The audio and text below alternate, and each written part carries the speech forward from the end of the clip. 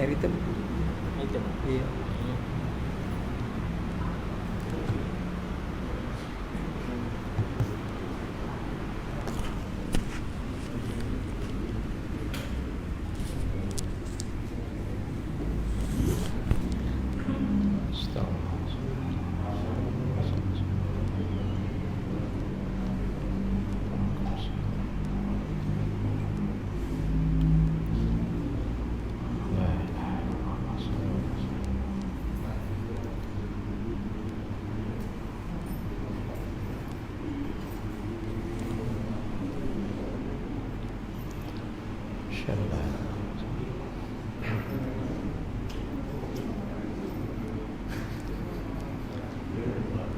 Assalamualaikum warahmatullahi wabarakatuh. Bagi mulakan majlis ilmu kita pada malam ni, sama-sama kita buka dengan baca Ummul Kitab dan Nabil Karim wa ala alihi wa ashabil kiramil Fatihah. A'udzubillahi minasyaitonir rajim. Bismillahirrahmanirrahim. Alhamdulillahi Rabbil Alamin Ar-Rahmanir Rahim Maliki Yawmiddin Iyyaka na'budu wa iyyaka nasta'in Ihdinas siratal mustaqim Siratal ladzina an'amta 'alaihim ghairil maghdubi 'alaihim waladdallin Amin. Bismillahirrahmanirrahim. Alhamdulillahi Rabbil Alamin. Wassalatu wassalamu ala ashrafil anbiya'i wal mursalin wa ala alihi wa sahbihi ajma'in. Allahumma salli wa sallim ala sayyidina Muhammad tibbil qulubi wa dawaiha wa afatil abdani wa shifaiha wa nuril abasari wa diyaiha wa ala alihi wa sahbihi wa barik wa sallim. رضينا بالله ربا وبالإسلام دينا وبمحمد صلى الله عليه وسلم نبيا ورسولا. جزا الله عنا سيدنا محمدا صلى الله عليه وسلم بما هو أهله. ربنا آتنا في الدنيا حسنة وفي الآخرة حسنة وقنا عذاب النار. وصلى الله على سيدنا محمد وعلى آله وصحبه وسلم والحمد لله رب العالمين. Bismillahirrahmanirrahim. Alhamdulillah wassalatu ala Rasulillah wa ala alihi wa sahbihi wa man walah, amma ba'd. Yang saya hormati Tuan-Tuan Imam, Tuan-Tuan Bilal, saya hormati pengurusi serta ahli jawatan kuasa surau, Tuan-Tuan Haji, Tuan-Tuan hadirin yang dirahmati Allah Subhanahu wa taala. Alhamdulillah summa alhamdulillah, pertamanya kita merafakkan kesyukuran kita kepada Allah Subhanahu wa taala kerana pada malam ini kita dapat bertemu bersua di dalam membicarakan kitab khilafiyah persoalan dan penjelasan, yang mana kita berehat lebih daripada 4 bulan tuan-tuan, ya. Maknanya 4 kali pertemuan, ya, kita tak bertemu. Dan pada malam ini alhamdulillah kita dapat berjumpa bagi meneruskan pengajian kitab khilafiyah persoalan dan penjelasan. Moga-moga tuan-tuan, apa yang diuji oleh Allah Subhanahu wa taala 4 bulan yang lalu, moga-moga kita bersabar dan moga-moga Allah Ta'ala berikan ganjaran setiap kesabaran yang kita sabar, ya. Apa yang Allah Ta'ala uji ini semuanya ada hikmah, ya. Walaupun beberapa bulan tuan-tuan kita tak dapat pergi ke surau, kita tak dapat pergi ke masjid, ya, itu semuanya adalah ketentuan daripada Allah Subhanahu wa Ta'ala nak didik kita. Allah Ta'ala nak ajar kita sebenarnya, ya. Sebab tu ketika PKP pertama diumumkan dan dilaksanakan tuan-tuan, orang yang paling saya cemburu adalah 3 orang ni lah: Imam, Bilal, Siak lah Noja. Yang paling saya cemburu tuan-tuan. Sebab apa? mereka ini tidak ada halangan untuk menunaikan solat di surau maupun di masjid. Ya. Bila saya duk fikir renung tuan-tuan, ya. Walaupun saya ni ustaz, ya, tapi peluang nak pergi ke masjid, ke surau tak dapat tuan-tuan. Hanya tengok je. Ya. Bagaimana saya katakan tadi, memang saya sangat mencemburui 3 orang ni. Sebab saya bukan imam tuan-tuan, ya.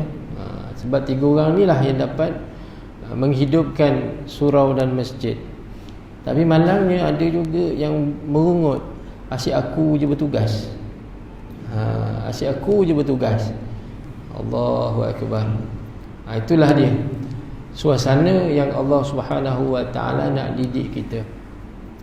Bila pihak berkuasa membenarkan pihak yang boleh pergi ke masjid sekitar 12 orang, saya cemburu juga tuan-tuan. Kenapa? Jawatan kuasa saja yang boleh pergi, boleh masuklah. Saya kata macam mana ni, aku ni ustaz tak dapat peluang, ya? Tak dapat pun nak pergi menunaikan ibadah, sama ada solat fardu maupun solat sunat tuan-tuan. Tapi alhamdulillah, ketika solat hari raya, pihak berwajib membenarkan pegawai-pegawai yang bertugas di jabatan agama boleh pergi ke masjid bagi urusan pemantauan. Alhamdulillah, ya. Itulah peluang tuan-tuan ketika itu. Memang 12 orang tuan-tuan, ya. Masuk pemantau tu 13 orang. Ada pula pihak berkuasa tengok, betul lah kira seorang ni siapa? Pegawai pemantau. Selamat tuan-tuan. Ada yang lebih kena tegur. Sila hari bulan kena compound. Itu yang kita minta dengan Allah. Moga-moga tuan-tuan, angka orang yang kena jangkitan ini janganlah sampai mencecah 3 digit, ya. Bila mencecah 3 digit, kemungkinan PKP akan dilaksanakan kembali. Wa na'udzubillah min zalik, ya. Kalau kita lihat hari ini di negeri Johor, dah beberapa daerah yang terlibat tuan-tuan, ya. Daerah Keluang, daerah Johor Baru, ya. Daerah Johor Baru pun ada 2 tempat, masya-Allah. Inilah kebimbangan kita, ya. InsyaAllah moga-moga tuan-tuan ujian yang Allah Ta'ala uji ni, ya, memberikan gambaran kepada kita sekiranya kita berada di alam akhirat nanti, Allah Ta'ala tak pilih kita tuan-tuan, ya. Sedangkan kita di dunia ni ahli ibadah, kita pergi masjid, kita pergi surau, rajin pula amal-amalan, ya, kita buat. Sampai di mahkamah Allah Subhanahu Wa Taala kita tidak tersenarai, ya. Macam yang PKP yang dilaksanakan tuan-tuan, PKP-B bersyarat tu, ya. Nak pergi masjid 40 orang tu, tengok Allahu Akbar, tak tersenarai tuan-tuan.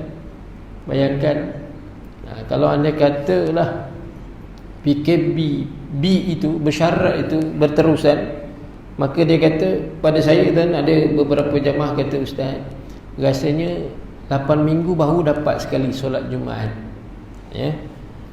Maka rungutan demi rungutan tuan-tuan. Bila berlaku itu, mereka kata lepas ni kalau ada peluang kami datang ramai-ramai masjid surau. Tapi tengok macam tu tuan-tuan, dulu, kini dan selamanya. Patutnya dulu lain, sekarang lain. Itulah dia masyarakat kita tuan-tuan. Walaupun dah dibuka tuan-tuan ruang untuk menunaikan solat fardu, khususnya solat fardu Jumaat, masih lagi banyak ruang-ruang yang kosong. Allahu Akbar. Inilah yang kita lihat, kita muhasabah. Mungkin dah seronok tuan-tuan, seronok cuti Jumaat lama sungguh, ya. Kembali kepada apa yang kita bicarakan pada malam ni, kitab Khilafiyah, persoalan dan penjelasan.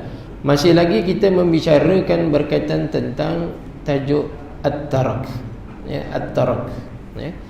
Qala musannifu rahimahullahu ta'ala wa nafa'a fid daraini, At-taraq apa itu tuan-tuan? Kita ulang tuan-tuan. At-taraq ini iaitu apa yang tidak dilakukan Nabi sallallahu alaihi wasallam atau yang ditinggalkan baginda sebagai at-taraq. Itu dia. Sesuatu perkara yang tidak dilakukan oleh Nabi, itu merupakan ataupun ditinggalkan oleh Nabi, itu merupakan at-taraq. Sebagaimana yang kita maklum tuan-tuan, masa PKP berlaku, kita nak pergi surau tak boleh, nak dengar majlis-majlis ilmu di surau masjid tak boleh. Maka ramai di kalangan kita yang melihat, mendengar ceramah-ceramah berkumandang di YouTube tuan-tuan. Di YouTube tengoklah syekh-syekh al-YouTube, syekh-syekh yang guru-guru yang berada di laman sesawang. Ketika beberapa bulan itulah dia nak dengar-dengar majlis-majlis agama, maka ada timbul beberapa persoalan. Bila ada di kalangan ilmuwan agama mempersoalkan berkaitan tentang mencium Quran itu satu perkara yang tidak dilakukan oleh Nabi sallallahu alaihi wasallam, maka perlu ditinggalkan. Inilah dia tuan-tuan. Inilah suasana yang apabila kita dah tak dengar tuan-tuan majlis-majlis ilmu di masjid dan di surau, nak bertanya tak tahu nak tanya siapa. Yalah, dia satu hala. Dia sahala tuan-tuan, dia cakap je. Jadi ada beberapa ahli jamaah tu telefon, ustaz, cuba komen, salah ke selepas baca Quran kita cium Al-Quran? Dia kata dapat daripada mana? Dalam FB ada keluar ustaz, dalam YouTube ada keluar. Saya pun jawab tuan-tuan yang dirahmati Allah Subhanahu wa taala. Maka saya kata perbuatan tersebut memanglah betul tidak dilakukan oleh Nabi sallallahu alaihi wasallam. Saya setuju tuan-tuan. Setuju. Memang tidak dilakukan oleh Nabi sallallahu alaihi wasallam. Tapi setelah kita teliti tuan-tuan, kenapa Nabi sallallahu alaihi wasallam tak cium Quran? Pada ketika itu Al-Quran belum dibukukan. Itu tuan-tuan. Bila kita teliti secara cermat, maknanya agamawan ini, ilmuwan agama ini, dia menolak bulat-bulat tuan-tuan.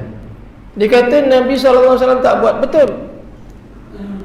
Pada ketika hidupnya Nabi SAW, Quran itu belum dibukukan, tidak dicetak tuan-tuan. Jadi perbuatan kita selepas wafatnya baginda sallallahu alaihi wasallam, kita cium salah ke?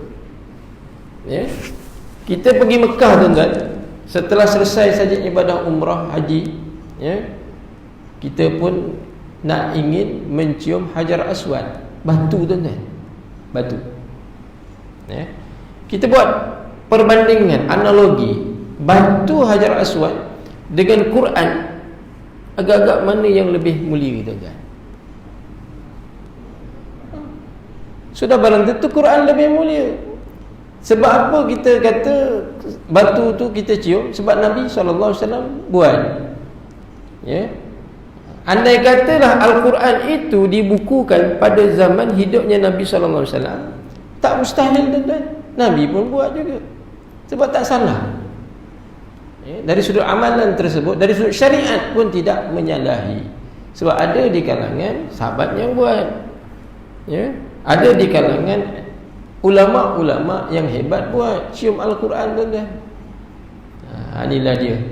Sebab tu perlu kita teliti sesuatu perkara itu secara cermat, jangan terus menolak. Tuan-tuan yang dirahmati Allah Subhanahu wa taala, ada timbul lagi tuan-tuan, tasbih guna batu tu, batu tasbih pun jadi pertikaian. Allahu Akbar. Susahlah tuan-tuan kita ni di kalangan ilmuwan agama ni, terus tolak bulat-bulat. Dicari sesuatu isu yang boleh mendatangkan perpecahan, yang boleh mendatangkan perpecahan. Jadi kelompok ini akan berlaga dengan kelompok ini. Itulah salah satunya punca berlakunya perpecahan. Ini yang kita bimbang, tuan-tuan. Tuan-tuan yang dirahmati Allah, kita sambung lagi, tuan-tuan, berkaitan tentang tajuk at-tarq ini. Kenapa Rasulullah sallallahu alaihi wasallam meninggalkan sesuatu perkara? Ini jawapan dia, tuan-tuan. Ya. Kenapa baginda sallallahu alaihi wasallam meninggalkan sesuatu perkara yang kita panggil tadi tajuk at-tarq? Sesuatu yang ditinggalkan Rasulullah sallallahu alaihi wasallam boleh diihtimal. Diihtimal ni memberi maksud apa? Boleh dianggap. Ya, boleh dianggap kepada beberapa wajah ataupun beberapa bentuk, ya. Yang menunjukkan apa? Yang menunjukkan bukan berlakunya pengharaman. Jangan terus hukum haram ni. Mudah sungguh. Ni salah ni. Tuan-tuan, kita semayang berjarak ni pun zaman Nabi buat ni, tuan. Tak berlaku, tuan-tuan.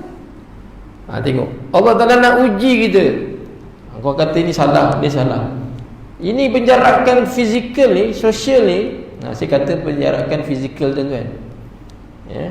Kita sembahyang lebih kurang 1 meter. Beza antara bahu dengan bahu, jiran kita sebelah. Ya? Zaman Nabi berlaku tak? Tak berlaku, tuan-tuan. Tapi ramai pula ikut. Yang kata ahli bid'ah pun ikut, yang kita tak membid'ahkan pun ikut. Dia tak kata pula ini bid'ah ni. Masya Allah. Itu saya kata tadi, perlu diteliti secara cermat. Jangan terus menolak. Ya, ini tolak perkara-perkara yang baharu. Kalau mendatangkan kebaikan, ya boleh teruskan. Sebagaimana yang sedang berlaku ni, tuan-tuan. Ya, sebab apa? Sebab nak langkah-langkah keselamatan. Ya, langkah-langkah keselamatan. Ya. Sesuatu yang ditinggalkan Rasulullah sallallahu alaihi wasallam boleh dianggap kepada beberapa wajah atau bentuk yang bukan menunjukkan pengharaman. Pertama, tuan-tuan, meninggalkannya kerana adat. Nabi tinggalkan kerana adat. Contoh, tuan-tuan, contoh. Hadis riwayat Imam Bukhari dan Imam Muslim daripada Khalid bin Walid bahawasanya beliau masuk bersama Nabi sallallahu alaihi wasallam ke rumah Maimunah dan dihidangkan dengan dhab yang dipanggang. Dhab apa tu? Biawak padang pasir, tuan-tuan. Bukan biawak taman Pulai. Bukan biawak taman Pulai Indah. Ya, kata TV Meruka tu kan ada, tuan-tuan. Bukan biawak tu. Jangan pula tuan-tuan lepas ni cari pula biawak tu. Ustaz tu kata boleh makan biawak. Sudah.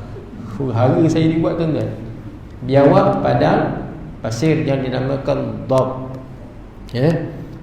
Dhab ni nak beza biawak sebagaimana saya pernah sebut, tuan-tuan. Bezanya dia punya lidah macam lidah manusia. Kalau biawak ni dia lidah dia bercabang, tuan-tuan. Tak percaya, tuan-tuan, bila bunuh biawak tu, pukul dekat bahagian kepala dia, dia keluar lidah terkeluar tu, tu tengok. Tapi dhab lidahnya bentuk macam manusia. Satu je, tuan-tuan. Itu dia beza tu. Ketika baginda sallallahu alaihi wasallam dihidangkan dhab ni berlaku di rumah Maimunah. Kata Khalid bin Walid, dia pergi bersama dengan baginda sallallahu alaihi wasallam. Lalu Rasulullah sallallahu alaihi wasallam menghulurkan tangannya untuk mengambilnya. Bila orang hidang, tuan-tuan, beri pada Nabi dhab, ya, Nabi pun hulurkan tangan menerima dhab tersebut, ya. Kemudian ada orang berkata kepada baginda sallallahu alaihi wasallam, ini daging dhab ya Rasulullah. Ya. Belum pun daging dhab tu Nabi pegang, ketika tu Nabi baru hulur tangan, tuan-tuan. Lalu ada seorang sahabat kata, ya Rasulullah, ini daging dhab. Terus baginda sallallahu alaihi wasallam mengangkat tangannya, tak mengambil. Tengok tuan. Ini kerana adat. Ya. Lalu Khalid bertanya kepada baginda sallallahu alaihi wasallam, "Ya Rasulullah, adakah dhab itu haram?" Ini sahabat terus tanya tuan-tuan. Kita nak tanya zaman sekarang, Nabi tak ada tuan-tuan. Ya Rasulullah, ini haram ke buat penjarakan fizikal ni? Allahu Akbar. Sebab masalah yang berlaku zaman hidupnya Nabi dapat diselesaikan. Ya. Sahabat tanya, dapat selesaikan. Sahabat tanya, dapat diselesaikan oleh baginda sallallahu alaihi wasallam. Apabila Khalid bin Walid bertanya kepada baginda sallallahu alaihi wasallam, "Adakah daging dhab itu haram ya Rasulullah?" Lalu baginda sallallahu alaihi wasallam menjawab, "Tidak. Daging dhab itu tidak haram. Tetapi binatang ini," kata Nabi sallallahu alaihi wasallam, "merupakan sesuatu yang tidak dimakan di kalangan kaumku, di negeri aku." Tengok tuan-tuan. Contoh tuan-tuan, kita baca Yasin malam Jumaat. Tuan-tuan, dekat Mesir orang Arab tak baca Yasin tuan-tuan. Budaya ni di sebelah Nusantara. Di Saudi pun tak buat juga. Negeri kita berbeza, negara kita berbeza dengan negara-negara Arab. Tapi dalam mazhab mereka, mazhab Hanafi, mazhab Maliki, mazhab Hanbali, mereka tak tolak tuan-tuan. Ialah benda bagus. Baca surat Yasin, mereka tak kata ni salah ni. Tak ada tuan-tuan. Tengok, kelompok kita je bila buat tuan-tuan, ni salah. Inilah yang berlaku. Baginda sallallahu alaihi wasallam menjawab bahawa binatang ini tidak ada di negeri kaumku, tidak dimakan oleh kaum Nabi sallallahu alaihi wasallam. Lalu aku rasa tidak berselera. Nabi tak pernah makan. Macam kita juga tuan-tuan, ada, saya pernah jumpa tuan-tuan, ada orang memang tak boleh makan ayam. Kita tuan-tuan bagi ayam habis tuan-tuan. Kalau kita 40 tahun lalu tuan-tuan, itu kira suatu saya kecil tuan-tuan, kita nak jumpa ayam tuan-tuan setahun 2 kali je tuan-tuan. 2 kali je tuan. Nak dapat makan ayam tu, masya-Allah. Kalau ada orang jemput kenduri arwah, seronok tuan-tuan. Paling seronok jemputan tu lah. Yang tak seronoknya makan dengan orang tua. Kenapa makan dengan orang tua tak seronok? Dia kata, "Dek, jangan makan habis. Ambil sikit je." Allah. Kita budak-budak tuan-tuan, memanglah selera. Rupanya dibuat, diagihkan, dibagi 4. Itu yang buat bontrot tu. Berkat. Kalau orang Johor tu namanya bontrot, bukannya bontot. Berkat tuan-tuan, masya-Allah. Jadi bawa balik, makan sama-sama ahli keluarga yang berada di rumah. Memang sedap tuan-tuan, masya-Allah. Itu yang dipanggil nasi ambang. Ambeng ke ambang? Ambeng. Itu kena, dia punya telur dia kena betul tuan-tuan. Nasi ambang satu. Ini bukan Jawa ni. Allahu Akbar.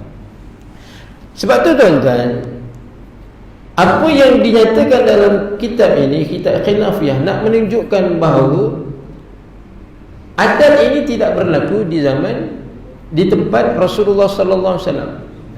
Sebagaimana apabila mereka menghulurkan daging dhab kepada baginda sallallahu alaihi wasallam. Apa yang berlaku?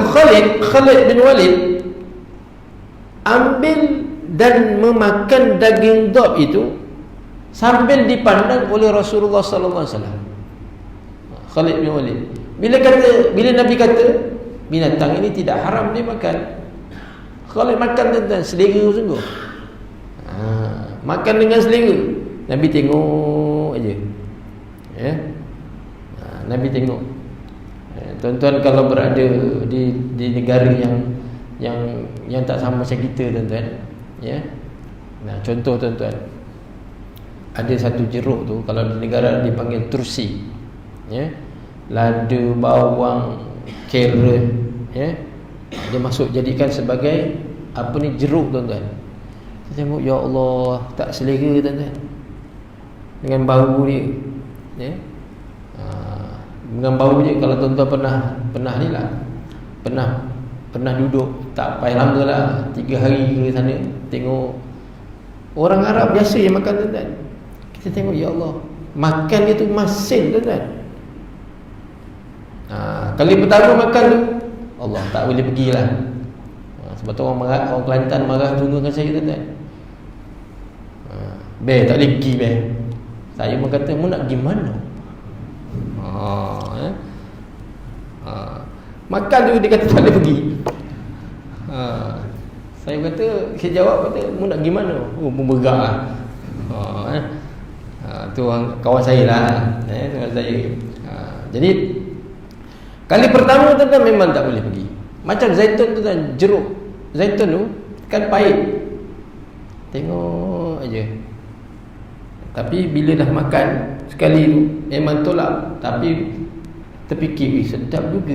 Bila dah beberapa hari, tuan-tuan, cari makan. Tuan-tuan, kami, tuan-tuan, pernah berkursus di hotel. Pihak hotel tu, ya, kebetulan panggil apa nama ni, kursus tu semua pelajar-pelajar daripada Timur Tengah, ya. Salah satunya makan tengah ni dihidangkan dengan buah zaitun. Malam, tuan-tuan, sepangguk besar tu habis, tuan-tuan. Keluar lagi, habis. Tobat sekali itulah dikeluarkan. Rupanya semua yang datang tu, kursus tu, semua memang pandai makan buah zaitun. Tapi kalau orang tak pernah makan, tuan-tuan, tengok je buah apa, ingat buah anggur, tuan-tuan. Itu dia pengalaman lah. Kembali kepada apa yang diceritakan tentang baginda sallallahu alaihi wasallam melihat Khalid bin Walid makan daging dhab tu dengan seleranya, tuan-tuan. Makan, tapi makan daging dhab sedap, tuan-tuan, ya.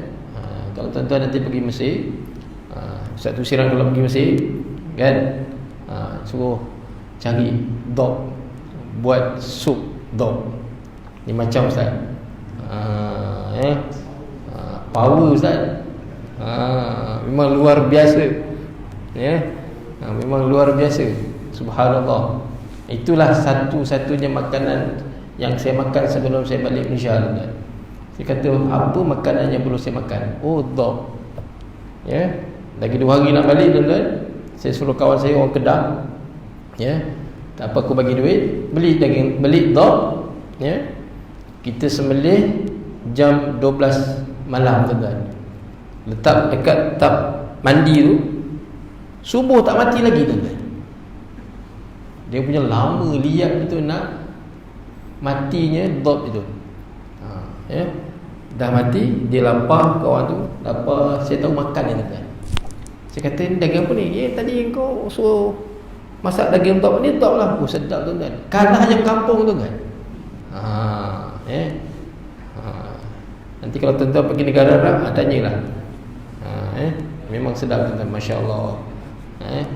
Kalau ayam bandar tu masak sup, tak sedap, tuan-tuan. Ayam kampung pun dengan dhab tu, tak tahulah kalau tekak tuan-tuan. Tapi tekak saya pun pertama kali, walaupun rasa macam tak boleh nak makan, sedap rupanya, ya. Allahu Akbar. Tuan-tuan yang dirahmati Allah, hadis ini menunjukkan bahawa pertama, tuan-tuan, sikap Nabi SAW yang meninggalkan sesuatu yang dihidangkan kepada baginda bukanlah menunjukkan ia haram, ya. Sikap Nabi, ya, walaupun Nabi tak apa ni, tak makan, tuan-tuan, bukan ia menunjukkan haram. Macam kita baca surah Yasin tiap-tiap malam Jumaat, Nabi tak buat, bukan menunjukkan bahawa membaca surah Yasin itu adalah haram. Tengok, ni kena clear, tuan-tuan, ni kena jelas, Ya. Kena jelas kepada kita. Yang kedua tuan-tuan, merasa tidak biasa, jijik terhadap sesuatu lalu meninggalkan makanannya, bukanlah menunjukkan keharamannya juga. Ya. Bila kita tak boleh nak makan tuan-tuan, kita kata tak boleh. Memang dalam diri kita memang kita tak boleh makan benda tu. Tak apa, tak ada masalah. Jangan kita terus letakkan haram. Ya. Ini tak boleh, ini haram. Jangan, ya. Yang kedua, ya. Tadi pertama kerana adat. Yang kedua, meninggalkannya kerana apa? Kerana lupa. Ya. Kerana lupa. Contoh hadis riwayat Imam Bukhari dan Muslim menyebutkan bahawa Nabi SAW terlupa ketika solat, lalu meninggalkan sesuatu rakaat dalam solatnya.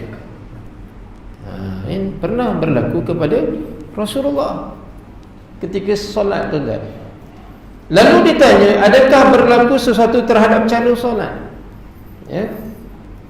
Baginda SAW bersabda yang bermaksud, sesungguhnya aku juga manusia biasa seperti kamu. Aku lupa sebagaimana kamu lupa. Apabila aku lupa, maka ingatkanlah aku, kata Nabi SAW.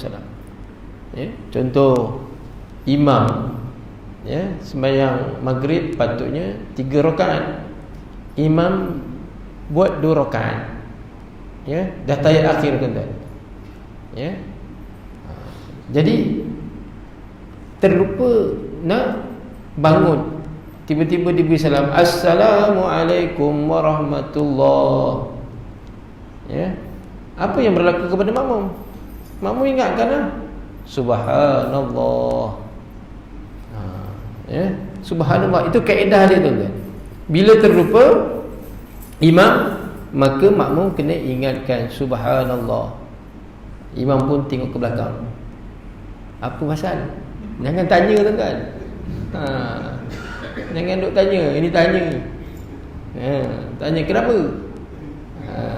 Bila Subhanallah fikir, apa ya? Oh, apa yang aku dah buat ni? Fikir, jangan terus tanya kat belakang. Yang tegur pun kata, Mam, kurang 1 rakaat lagi lah Mam. Sudah tuan-tuan. Ya. Yang belakang makmum lagi, betul Mam, memang kurang. Habis tuan-tuan. Ya. Sebab dalam syariat mengajar, bila lupa imam, maka ditegurkan dengan mengucapkan ataupun menyatakan Subhanallah. Ya. Ini cara dia tuan-tuan. Nak cara detail tuan-tuan, memang kena buka kitab fiqh. Memang satu demi satu. Banyak dia punya perbahasannya. Ini yang pertama, ini yang kedua tuan-tuan. Meninggalkan perkara itu kenapa? Kerana Nabi lupa. Jadi dia ambil contoh berkaitan tentang solat. Ya. Yang ketiga tuan-tuan. Ya, yang ketiga. Kenapa Nabi SAW meninggalkannya? Kerana Nabi SAW khawatir akan difardukan kepada umatnya. Ya, akan difardukan ke atas umatnya. Ya, contoh tuan-tuan, Nabi SAW tidak keluar untuk solat tarawih setelah melakukannya pada malam-malam sebelumnya, supaya solat tarawih tidak menjadi suatu kefarduan ke atas umat baginda SAW. Makna lepas puasa tuan-tuan, ya, selepas berbuka, ya, Nabi tunaikan solat tarawih di rumah. Nabi tak keluar, buat di rumah. Sebab apa? Nabi bimbang umatnya, sahabat-sahabat menganggap bahawa solat tarawih ini satu perkara yang diwajibkan. Sebab tu tuan-tuan, bukan memberi maksud Nabi tak buat terus tolak bulat-bulat. Tidak. Tapi mengajar kepada kita. Contoh solat tahajud. Solat tahajud tuan-tuan difardukan, diwajibkan ke atas Nabi SAW. Kalau andai katalah solat tahajud tu wajib juga atas umat Nabi Muhammad sallallahu alaihi wasallam. Berapa ramai tuan-tuan? Berapa ramai yang mampu buat? Subuh pun ramai yang subuh gajah. Tak maaf tuan-tuan.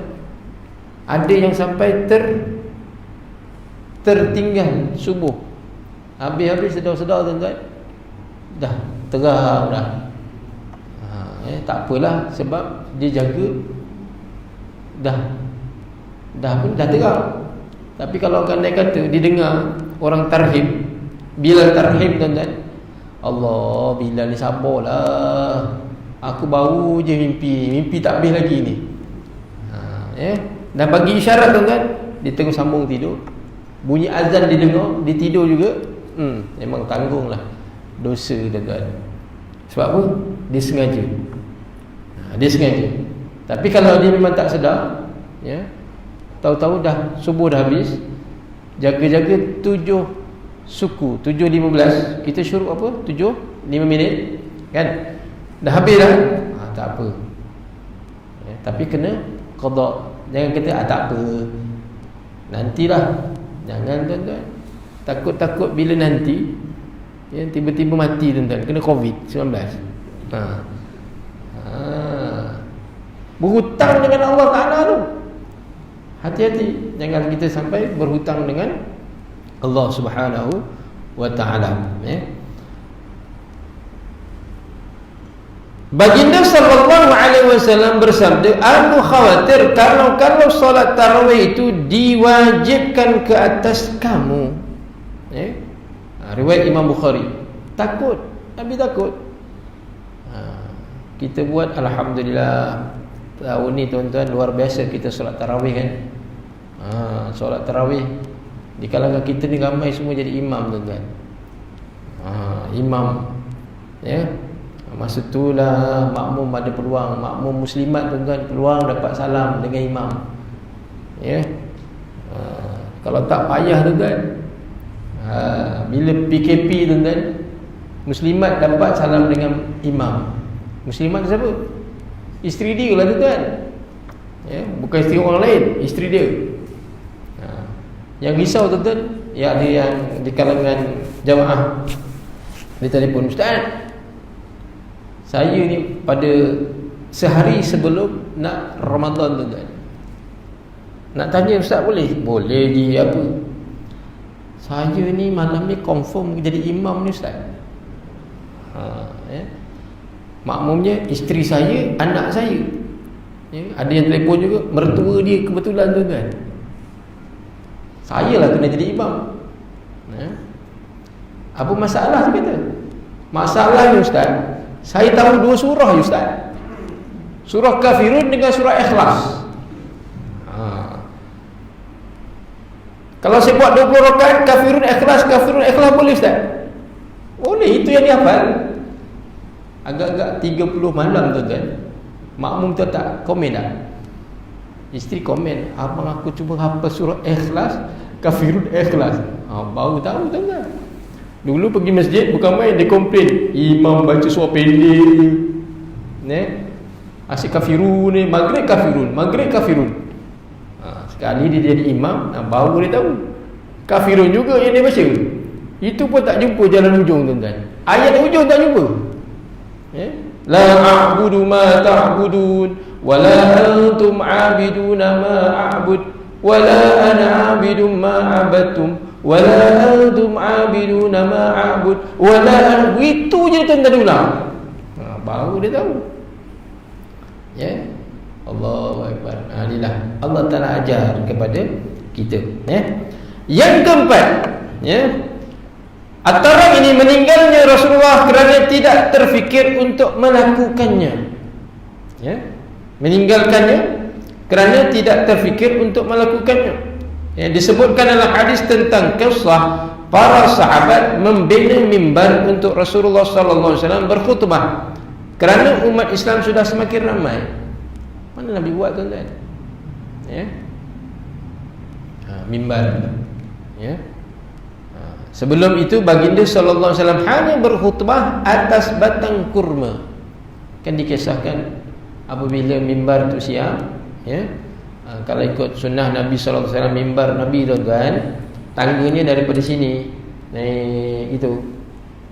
Ya. Kalau di masjid-masjid yang berada di negeri Pahang tuan-tuan, kebanyakannya mimbarnya begitu. Kalau di Johor ni mimbarnya kebanyakan dia punya jalan imam masuk daripada tepi tuan-tuan. Kalau tuan-tuan tengok Masjid Al-Wakaf, macam itulah dia, naik daripada depan. Ya. Tuan-tuan yang dirahmati Allah, itu sunnah Nabi. Ya. Tapi ada orang kata pula, ya, dia kata apa? Ya, bila kita tanya kenapa tak buat begini sebagai Nabi buat, ya, apa dia jawab? Itu memunggungkan, kalau bahasanya membuntutkan makmum. Masya Allah. Jawapan itu mengguris perasaan Nabi sallallahu alaihi wasallam tuan-tuan. Walaupun Nabi sallallahu alaihi wasallam tak hidup, tapi kita dengar tuan-tuan, mengguris. Sebab apa? Sebab perbuatan tu Nabi buat. Ya. Nabi membelakangkan makmum. Adakah perbuatan Nabi itu maknanya tak sopan? Dia jawab tak sopan tuan-tuan. Masya Allah. Bila kita kisahkan, Allahu Akbar Ustaz. Sebab tu kita kena hati-hati.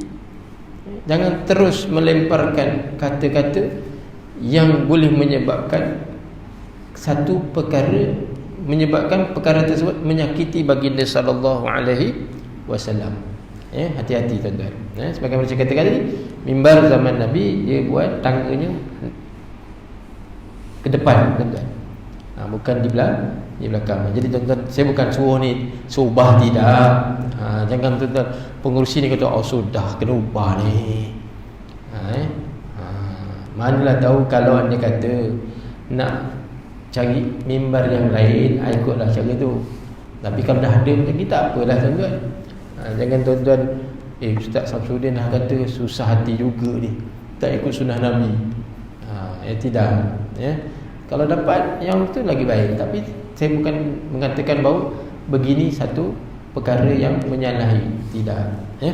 Tuan-tuan yang dirahmati Allah, baginda sallallahu alaihi wasallam hanya berkhutbah atas batang kurma. Ya. Itu yang Nabi sallallahu alaihi wasallam bila dapat mimbar yang baru, ya, batang kurma tu menangis. Nabi cari mana suara tangisan ni. Rupanya sebatang pohon tamar. Allahu Akbar. Tengok tuan-tuan, binatang apa ni makhluk yang namanya pohon kurma pun boleh menangis, ya, kerana ditinggalkan oleh Nabi sallallahu alaihi wasallam. Menangis tuan-tuan. Itulah hebatnya, ya, apa yang Allah Taala kisahkan kepada kita.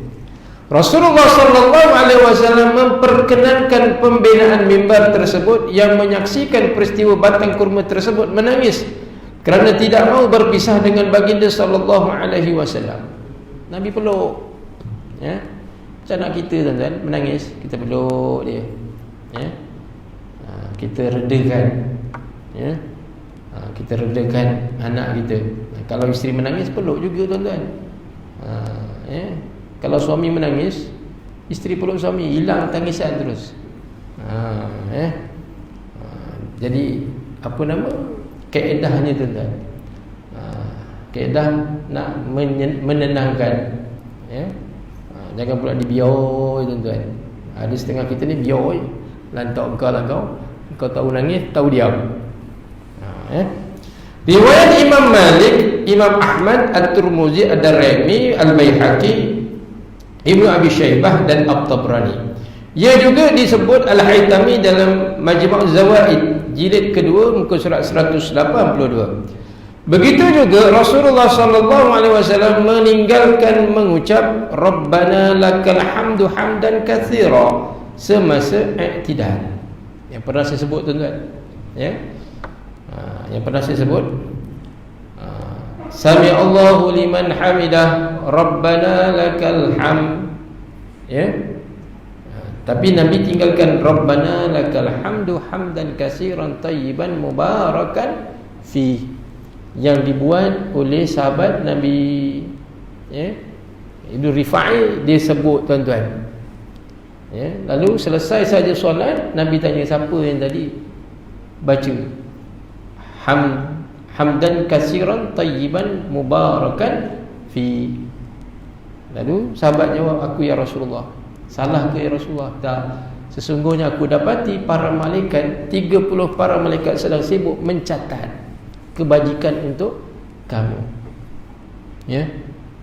Ya, sebab apa yang dilakukan oleh baginda sallallahu alaihi wasallam dan apa yang ditinggalkan oleh Nabi sallallahu alaihi wasallam, bagaimana tajuk kita tuan-tuan, yang Nabi buat kita ikut, yang Nabi tinggalkan bukan memberi maksud benda itu salah.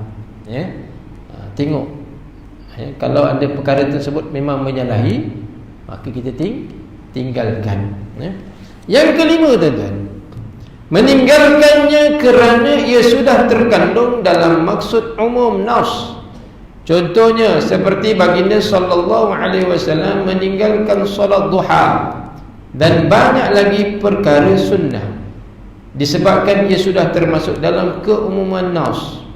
Seperti firman Allah Ta'ala, ya ayyuhalladzina amanu rka'u wasjudu wa'budu rabbakum waf'alul khaira la'allakum tuflihun.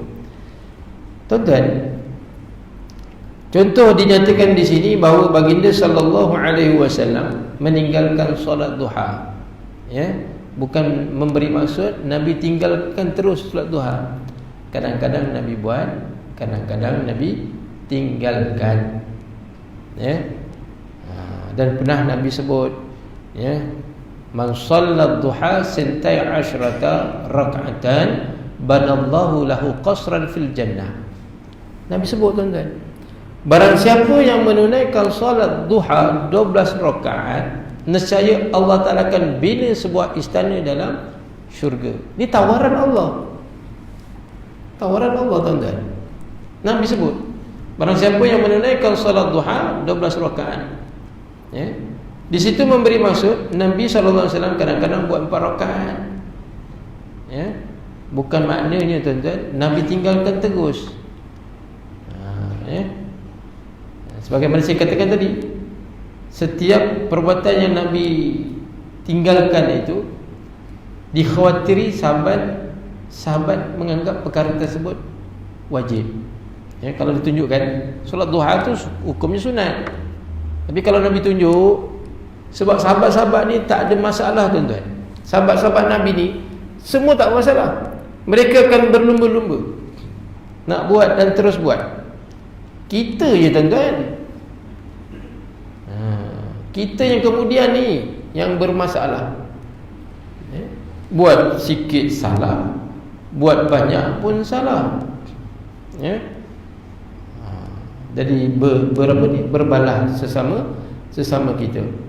Wa na'udzubillah min zalik. Jangan tengok balik, ya. Jadi kita jangan mudah menyalahkan. Kadang-kadang menyalahkan orang ni, Allahu akbar. Ya, ustaz ni salahkan ustaz ni nyalahkan ustaz ni. Insya-Allah. Ya. Allahu akbar. Kita bagi laluan azan, lepas tu kita sambung sikit lagi tuan-tuan. Wallahu a'lam.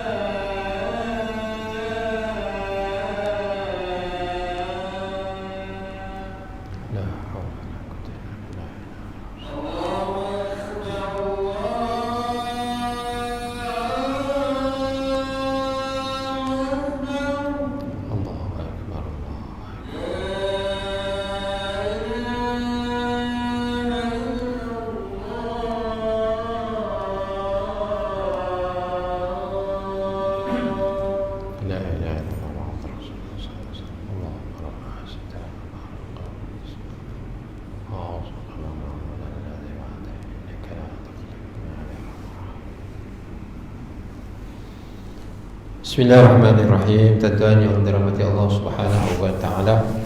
Maknanya kesimpulan tuan-tuan, at-tarab tadi maknanya tidak memberi maksud sesuatu yang ditinggalkan oleh Nabi sallallahu alaihi wasallam merupakan pengharaman. Ya.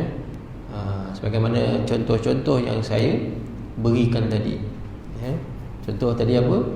Mencium Al-Quran. Ya. Ini salah ni. Tak ada masalah tuan-tuan. Tasbih, ya. Kita buat baca Yasin malam Jumaat, bertahlil, ya. Tak ada masalah. Pergi kubur, ya, kita pergi ziarah kubur, baca surah Yasin. Ya. Kita berzikir tuan-tuan di atas pusara. Salah ke? Sebab ada kitab tuan-tuan, ada ulama, ada ilmuwan agama mengatakan, sebagaimana saya pernah sebut, bahawa orang Malaysia ni ramai penyembah-penyembah kubur. Allahu Akbar. Satu tuduhan tuan-tuan. Ya. Bila kita pergi ziarah kubur tuan, tengok kelompok ni, tentulah bapaknya meninggal, dikuburkan situ. Ya, dia baca Yasin. Tak ada pun yang berkaraoke tuan-tuan atas pusara. Ya. Tak ada pun buat benda-benda yang memang jelas-jelas khurafat. Tak ada tuan-tuan. Apatah lagi menyembah kubur. Tak ada. Kebanyakannya baca surah Yasin, baca ayat-ayat Al-Quran, berzikir di atas pusara. Ya. Dan perbuatan ini juga dilakukan oleh Nabi sallallahu alaihi wasallam. Ya. Apa yang berlaku kepada sahabat Nabi yang bernama Mu'az bin Sa'ad radhiyallahu anhu. Bukan Mu'az bin Jabal, Mu'az bin Sa'ad radhiyallahu anhu. Ketika Nabi SAW menguruskan jenazahnya, dimasuk ke liang lahat tuan-tuan, ya, dikebumikan, ya, mulut Nabi itu berkumat kamit, ya, kumat kamit. Lalu sahabat dengar apa yang Nabi sebut ni. Nabi bertasbih, subhanallah, bertakbir, Allahu Akbar. Selesai tuan-tuan, ya, apa ni, pengebumian Mu'az bin Sa'ad itu, ya, Nabi sambil berzikir tuan-tuan. Ya. Bila Nabi buat, sahabat-sahabat yang lain ikut. Selesai saja Nabi, ya, meninggalkan, maknanya dah tidak menyebut lagi tasbih dan tahmid, ya, berzikir. Lalu sahabat tanya, ya Rasulullah, kenapa buat perkara tersebut? Apa Nabi katakan? Sesungguhnya Sayyidina Mu'az bin, apa nama tadi? Bin Sa'ad itu orangnya bagus. Aku dapati bahawa dia ni sedang dihimpit. Ya. Kita tuan-tuan tengoklah, ya, jelas sekali tuan-tuan. Bila dia masuk separuh satu kaki tuan-tuan, tanah timbus sedikit demi sedikit. Mengempak tak kita? Mengempak tuan-tuan. Nabi sebut, orang bagus pun aku dapati bumi sedang menghimpitnya. Wallahu a'lam kita nanti macam mana tuan-tuan. Ya. Kita masuk nanti macam mana? Bergantung kepada amalan-amalan kita. Bergantung kepada amalan-amalan kita. Ya. Anak-anak isteri kita tu ingat kita, alhamdulillah. Takut anak lupa kita, isteri pun lupa kita. Ya, contohlah dia tak ingat kita tuan-tuan. Anak dah dapat harta, dia lupa bapa dia tuan-tuan. Ya. Ni yang kita bimbang. Ada zuriat tapi tak mendoakan kita. Yang kita nak sebagaimana Nabi sebut, wa waladin salih yad'u alaihi. Anak soleh mendoakan mak dan ayahnya. Ya. Kita bagi anak pelajaran tapi jangan lupa tentang agama. Memang tuan-tuan, sebab membantu kita. Ya. Doa ni tuan-tuan, anak tu doakan kita, insya-Allah. Moga-moga kita dapat juga saham-sahamnya. Ya. Jadi Nabi SAW mengatakan, aku dapati bahawa bumi sedang mengimpit. Apabila aku berzikir kepada Allah, aku minta dengan Allah, moga-moga kuburnya itu diperluaskan. Aku berharap Allah Ta'ala perluaskan. Tengok tuan-tuan. Jadi tak salah. Jadi perbuatan kita ni buat tidak menyalahi. Sebab tu tuan-tuan, bagaimana saya kata, perlu diteliti secara cermat setiap sesuatu perkara. Jangan terus bagi hukum. Ya. Kita dengar, ya. Kemudian kita selidiki. Ini ada sekitar ni terus terima bulat-bulat tuan-tuan. Ya, terima bulat. Sebagaimana yang kita buat amalan-amalan yang dah ratusan tahun ni tuan-tuan. Ustaz, salah ke kita baca Yasin malam Jumaat? Masya-Allah.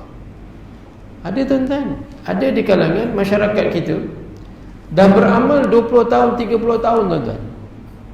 Ya, bila dengar kelompok ilmuwan agama mengatakan salah sebab Nabi tak buat, terus tinggal tuan-tuan. Masya-Allah. Ya. Terus tinggal. Ya. Inilah kekeliruan yang berlaku. Terus kita jangan tolak tuan-tuan. Kalau rasa tak rasa was-was, tanyalah ustaz lain. Ya. Tengok, katakan 10 ustaz yang tak setuju Yasin 1 tuan-tuan. Jangan yang tak setuju 1 tu kita pilih. 9 setuju, 1 yang tak setuju dipilih tuan-tuan. Ya. Ini masalah kita. 1 tu lah dipilih tuan-tuan. Tengok. Tengok setiap suatu perkara itu diperhalusi secara cermat. Seterusnya tuan-tuan, mafhum dan bentuk ibadah. Apakah makna ibadah? InsyaAllah tuan-tuan, kita akan bicara pada siri akan datang. Ya, wallahu a'lam. Kita tawakuf dengan tasbih kafarah dan suratul asr. Bismillahirrahmanirrahim. Subhanakallah bihamdika asyhadu an la ilaha illa anta astaghfiruka wa atubu ilaik.